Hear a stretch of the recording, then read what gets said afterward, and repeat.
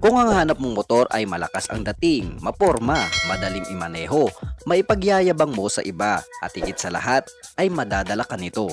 Tulad ng kahit na hindi ka maligo ay magbumukha kang mabango at kahit tambay ka at palamunin ng ina mo ay magbubuka kang CEO ng kumpanya ng may silbi sa bansang Pilipinas ay baka Yamaha NMAX na ang hinahanap mo mga chong. Dahil sa premium and sophisticated looks nito ay talagang mag-iiba ang tingin sa iyo ng mga taong merong pakialam sa iyo kaysa sa sarili nila.